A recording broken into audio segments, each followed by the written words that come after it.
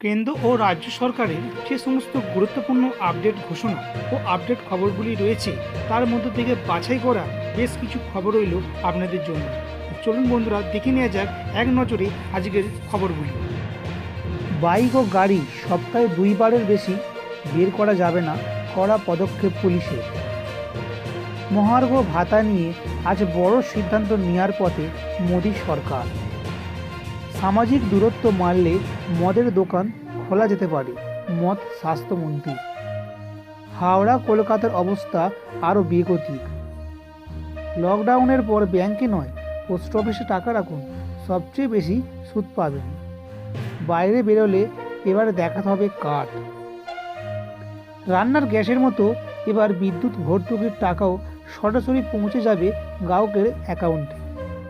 সুখবর, আগামীকাল মানবদেহে প্রয়োগ হচ্ছে করোনা ভ্যাকসিন। দেশ জুড়ে করোনায় মৃত 640, আক্রান্ত ছুটে চলেছে 20,000। যদি আপনার বাইক বা কোনো গাড়ি থেকে থাকে সেক্ষেত্রে কিন্তু আপনাকে এই নিয়মটি মানতেই হবে, নাহলে কিন্তু আপনার লাইসেন্স কেড়ে নেওয়া হতে পারে বা আপনার বিরুদ্ধে কিন্তু কঠোর পদক্ষেপ করতে পারে পুলিশ। দিল্লিতে দূষণ রুখতে দিল্লি সরকার চালু করেছিল রাস্তায় বের হওয়া গাড়ির ক্ষেত্রে জোর বিজোর নিয়ম। ঠিক তেমনই লকডাউনে সাধারণ মানুষকে অযথা বাড়ির বাইরে বের হওয়া থেকে আটকাতে অভিনব পথ বেছে নিল বীরভূম পুলিশ। এখানেও জোর বিজোরের নিয়ম নয়, একেবারে ভিন্ন ধরনের নির্দেশিকা তৈরি করা হয়েছে, যেখানে বলা হচ্ছে বাইক হোক বা অথবা গাড়ি লকডাউন চলাকালীন সপ্তাহে মাত্র 2বার বের করা যাবে। আর এই নির্দেশিকা অমান্য করলে কিন্তু একেবারে কঠোর আইনি পদক্ষেপ নেওয়া হবে। তো নজরদারি করতে বীরভূমের যে পুলিশ রয়েছে সে পুলিশের তরফ থেকে রাস্তায় বের হওয়া মোটর বাইক অথবা 4 চাকা গাড়িগুলোকে আটকানো হচ্ছে এবং সেই গাড়িগুলিতে স্টিকার লাগানোর কাজ শুরু করে দিয়েছে। পাশাপাশি সেই সকল গাড়ির নম্বর নোট করে রাখা হচ্ছে। সপ্তাহে এই গাড়িগুলি এই 2 দিনই বের করা যাবে। আপনার যেরকমই প্রয়োজন হোক না কেন আপনি কিন্তু বের করতে পারবেন না। কারণ কি, মানুষ কিন্তু এই লকডাউনের সময় নানান অজুহাত দেখাচ্ছে। কেউ বাজারে থলি নিয়ে, কেউ বা পকেটে প্রেসক্রিপশন নিয়ে, অনেকে আবার ব্যাংকের পাসবই নিয়ে। তাই এই সকল অজুহাত ঠেকাতে এবারে কিন্তু কড়া দাওয়াই দিল পুলিশ। সপ্তাহের যে কোনো সময় যে কোনো 2 দিন আপনাকে বেরোতে হবে। এই 2 দিনের বাইরে কিন্তু আপনাকে বেরোলে আপনার বিরুদ্ধে কঠোর পদক্ষেপ করবে পুলিশ। কেন্দ্র সরকার মহার্ঘ ভাতা নিয়ে বড়সড় সিদ্ধান্ত নিতে চলেছে আজকে। করানোর করাল থাবা এক লহমায় উল্টে দিয়েছে সব হিসাব নিকেশ। লকডাউনের ফলে কিন্তু দেশের অর্থনীতি একেবারে ধুঁকছে, রাজকোষাগারে রাজস্ব পুরো শেষ হয়ে আসছে। তো এই অর্থনৈতিক বিপর্যয় সামলাতে ব্যয় সংকোচনের পথে হাঁটাকেই বিকল্প পথ হিসাবে ভাবছেন অর্থমন্ত্রকের আধিকারিকরা। আর সেই ক্ষেত্রে থাবা পড়তে পারে কেন্দ্রীয় কর্মচারী তথা পেনশনভোগীদের মহার্ঘ ভাতায়। অন্তত 1 বছরের জন্য মহার্ঘ ভাতা না দেওয়ার মতো গুরুত্বপূর্ণ সিদ্ধান্ত নেওয়ার পথে হাঁটতে পারে মোদী সরকার। আজ মন্ত্রিসভার বৈঠকে এ বিষয়ে আলোচনা ও গুরুত্বপূর্ণ সিদ্ধান্ত হতে পারে বলে জানা গিয়েছে। সামাজিক দূরত্ব মানলে মদের দোকান খোলা যেতে পারে বলে জানালেন স্বাস্থ্যমন্ত্রী। তো করোনা মোকাবিলায় 3 মে পর্যন্ত গোটা দেশ জুড়ে চলছে লকডাউন। আর এই লকডাউন চলাকালীন মদের দোকান পুরোপুরি বন্ধ রাখতে হবে বলে সাফ জানিয়ে দিয়েছে কেন্দ্র সরকার। তো এবার কেন্দ্রের নির্দেশের উল্টো পথে হেঁটে মদের দোকান চালু করার নির্দেশ দিলেন মহারাষ্ট্রের স্বাস্থ্যমন্ত্রী। তার মতে সামাজিক দূরত্ব বজায় রেখে কাজ করলে মদের দোকান খোলা রাখার অনুমতি দেওয়া যেতেই পারে। লকডাউন চলাকালীন দেশের সর্বত্র মদ বিক্রি বন্ধ, ছুটেছে মদ পিপাসুদের ঘুম ছুটে গিয়েছে।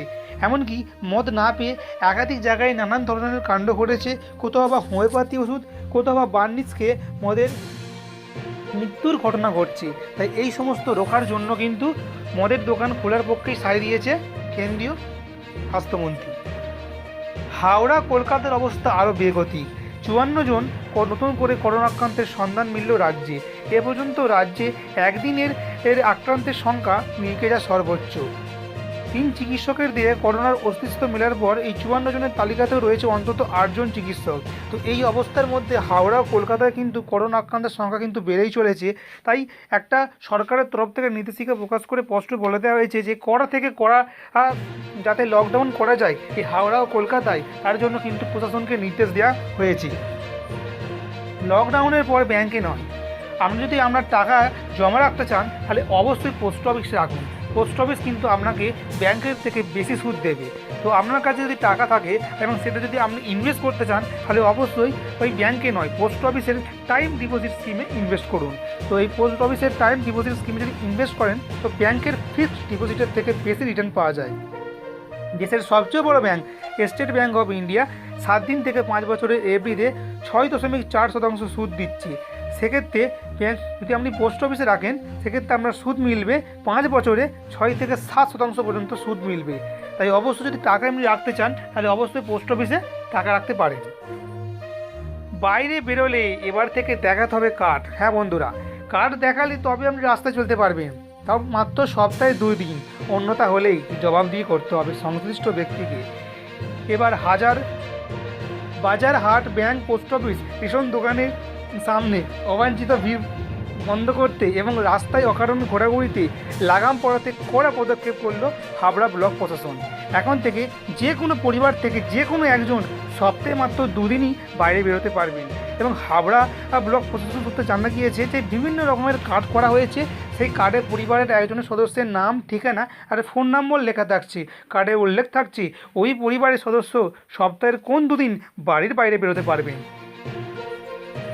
রান্নার গ্যাসের মতো এবার বিদ্যুতের ভর্তুকির টাকা সরাসরি পৌঁছে যাবে গ্রাহকের অ্যাকাউন্টে। তো বিদ্যুতের যে ডোমেস্টিক লাইফলাইন গ্রাহকদের এবারে থেকে অন্যদের মতো একই দরে বিদ্যুতের বিল দিতে হবে, অর্থাৎ বিদ্যুৎ ভর্তুকির টাকা রান্নার গ্যাসের মতো সরাসরি তাদের ব্যাঙ্ক অ্যাকাউন্টে জমা করবে রাজ্য সরকার। কেন্দ্রীয় সরকার আর যে বিদ্যুৎ বিল পেশ করেছে তাদের রান্নার গ্যাসের মতো বিদ্যুৎ মাসুলেও ডাইরেক্ট বেনিফিট ট্রান্সফার, তাকে বলা হয়, তাকে ডিবিটি শুরু করার উল্লেখ করেছে। তো এক্ষেত্রে প্রত্যেক গ্রাহককে বাজার দরে বিদ্যুৎ কিনতে হবে। আবার যারা ভর্তুকি পাওয়ার যোগ্য তাদের অ্যাকাউন্টে ভর্তুকির টাকা পৌঁছাবে সংশ্লিষ্ট রাজ্য সরকার। তো খসড়া বিলের প্রস্তাব অনুযায়ী সরকার কোনো বন্টন সংস্থাকে ভর্তুকির টাকা দেবে না, ওই টাকা সংশ্লিষ্ট গ্রাহকের ব্যাংক অ্যাকাউন্টে পাঠাতে হবে।